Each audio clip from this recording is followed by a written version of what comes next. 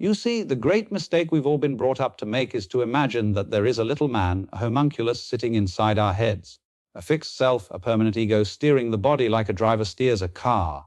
And from the day we learn our name, we begin to identify with this phantom, this image, as though it were the very core of who we are. But when you look closely, when you examine experience as it is, you cannot find this thing called I.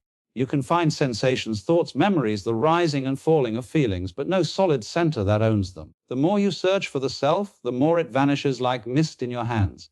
And this can be frightening at first, because we cling so desperately to the idea that behind all of this there must be a controller, a thinker behind the thoughts, a feeler behind the feelings. Yet what if that controller is an illusion? What if life is not something being pushed and pulled by a little self inside you, but rather a spontaneous happening, like the sound of a bird or the unfolding of a flower?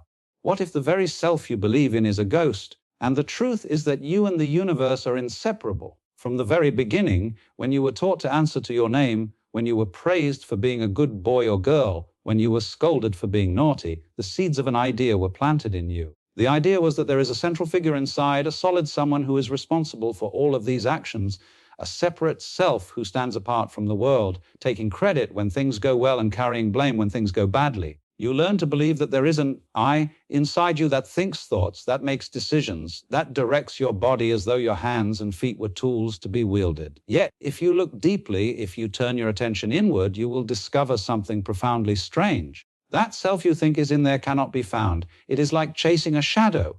The closer you look, the more it vanishes. You can find a body, yes. You can see your hands. You can feel the rise and fall of your chest as you breathe. You can hear the sound of your own voice vibrating in your skull. You can find thoughts moving across your mind like clouds drifting in a wide sky. You can recall memories, pictures of the past, echoes of experiences long gone. You can anticipate the future, building images and hopes of what might be. But tell me, where is the one who owns these things? Where is the permanent manager, the thinker behind the thought, the watcher behind the eyes?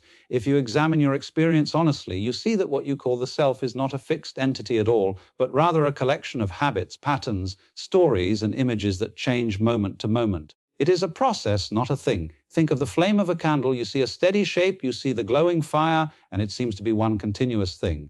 But look closer and you realize the flame is never the same from 1 second to the next. The fire is being renewed constantly as wax and oxygen are consumed, as heat transforms matter into light. It is a process of burning, never a fixed object. In the same way, yourself is not a solid nugget hidden in your skull, but an ongoing process of thoughts, sensations, and awareness arising and passing away. You cannot grasp it any more than you can grasp a flame.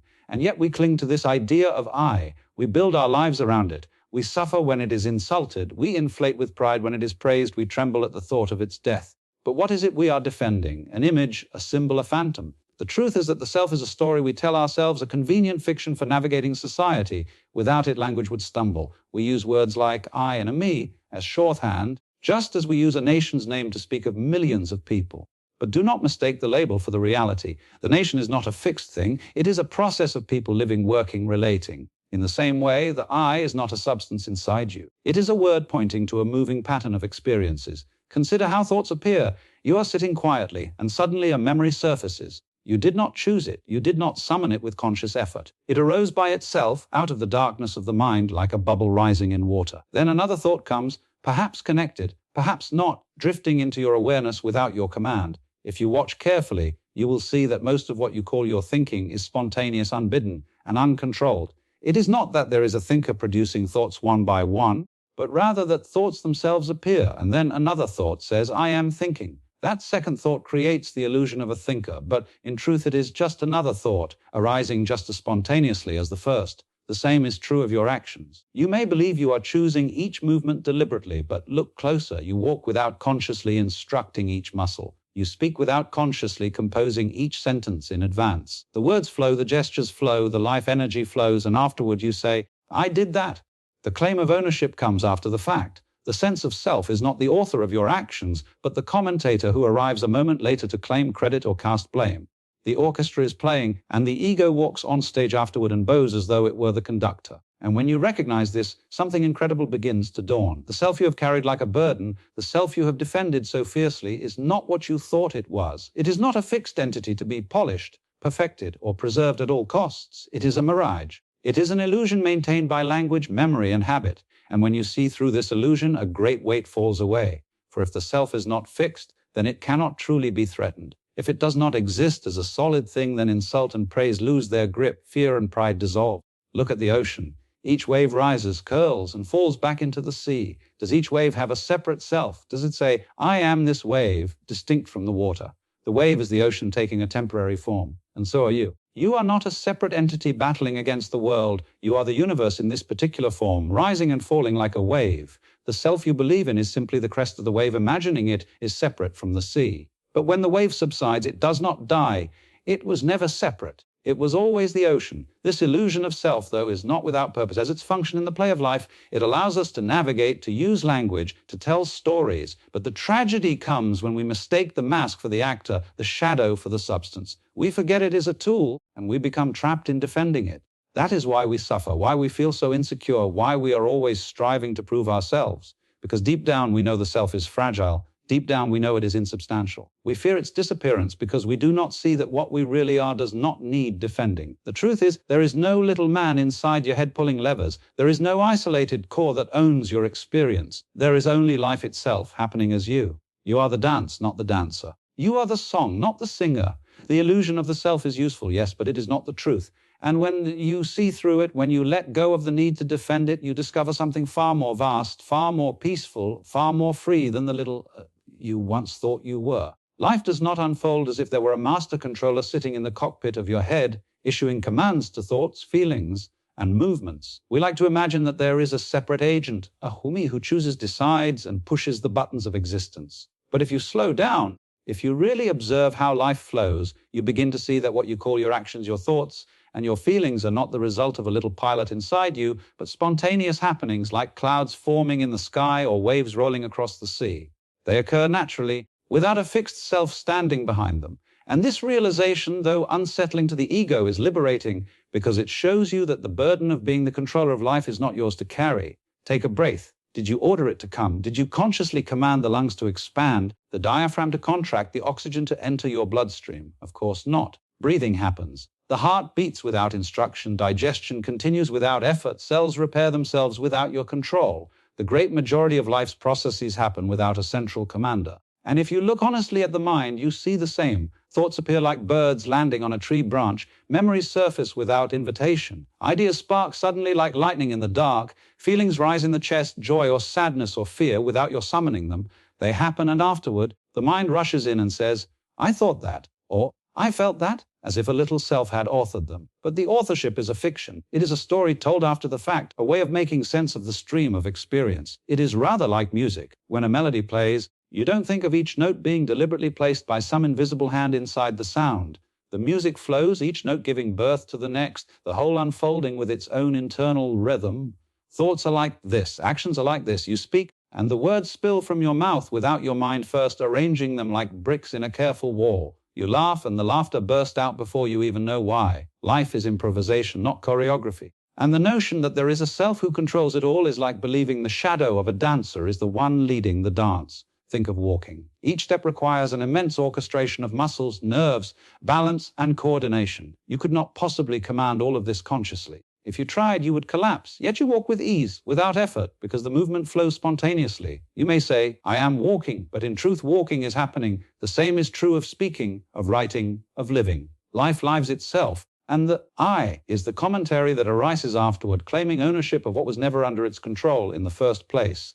This realization is not meant to diminish your experience. On the contrary, it expands it. Because once you see that life is happening rather than being pushed and pulled by a controller, you begin to notice how vast it really is. You are not a little being trapped inside a skull, straining to pull the levers of existence. You are part of a much larger process, the entire universe unfolding as you. The tree grows without effort, the river flows without planning, the stars shine without instruction. And you too are part of this same flow. Your thoughts, feelings, and actions are as natural as the wind blowing across a field. But the ego resists this truth. It wants to believe it is in charge. It wants to imagine itself as the author of the story, the captain of the ship. That illusion gives us comfort because it feels safer to believe we are steering the wheel than to admit we are being carried by a current. And yet, if you observe closely, you will see the cracks in that story. You will see that the decisions you thought you made were influenced by countless factors outside your control. Your genetics, your upbringing, your environment, the weather, the people around you, even the random play of chance. wherein all of this is the sovereign, isolated self. Imagine a wave rising on the surface of the ocean. For a brief time, it has a shape. You can point to it, you can name it, you can even measure its height. But what created the wave? The wind, the water, the gravitational pull of the moon, the depth of the sea, the temperature of the air. Countless conditions gave birth to this temporary form, and yet we might say, that is one wave. But is it truly separate from the sea? Is it in control of its rising and falling? Or is it simply the ocean expressing itself in that moment? In the same way, you are a wave of the universe, shaped by infinite conditions, rising and falling without a separate self directing the show. When you look at thought, the illusion of a controller becomes even more clear. Have you ever tried to silence your mind? The harder you try, the louder it becomes, because there is no thinker behind the thoughts. Thoughts think themselves just as the heart beats itself, just as the lungs breathe themselves. The self that claims to be in control is itself another thought arising like the rest. The ego is a narrative woven out of memories, fears, and expectations. It appears in consciousness and then vanishes just like a dream upon waking. It has no substance apart from the flow of happenings. And yet this realization is not bleak, it is liberating. Because if there is no separate self burdened with the task of controlling everything, then life becomes lighter. The weight of having to figure it all out, to get everything right, begins to dissolve. You are free to participate in life without the anxiety of managing it. Just as a dancer does not think about each step but loses themselves in the rhythm, you can lose yourself in the rhythm of living. And paradoxically, this surrender does not make you passive, it makes you more alive. For when you stop pretending to be the controller, you discover you are the whole movement itself. It is like looking at the sky. We imagine the clouds drifting across it are things moving through space, but the clouds are the sky. They are not separate from it. They are expressions of it. And in the same way, your actions, your feelings, your very sense of being are not things happening inside a self, but are the universe expressing itself as you. Life is not something you are doing. Life is something that is doing you. The illusion of the controller comes from language. We say, I think, I decide, I move. But notice how misleading that is. We don't say, it lightnings. We say, it lightens. We don't say, I rain. We say, it rains. Lightning happens, rain happens, waves happen. In the same way, thinking happens, feeling happens, moving happens. There is no little self behind the curtain pulling strings. There is only life unfolding. When this truth begins to sink in, there is a shift. You realize that fear of failure, fear of being wrong, fear of not being in control is based on a misunderstanding. You were never in control to begin with. The current of life has always been carrying you, shaping you, expressing itself through you.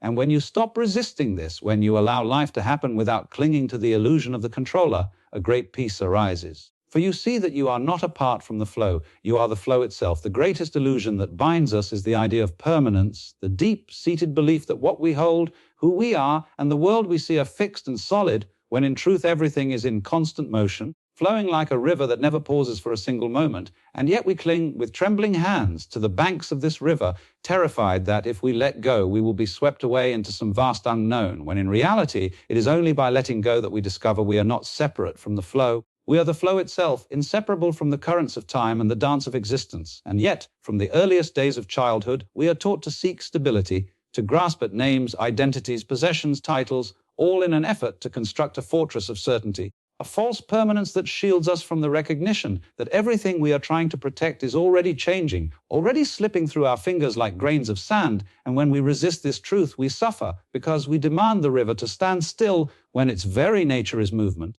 We demand life to freeze when its very essence is impermanence, and so we invent illusions, stories that soothe us, telling ourselves that tomorrow will be like today, that the people we love will always remain, that our roles, our identities, our sense of self will endure unshaken. Yet deep inside we know in the quiet of the night that nothing remains the same, that even the one staring back at us in the mirror is never the same person twice. For each moment we breathe, we are dying and being born anew.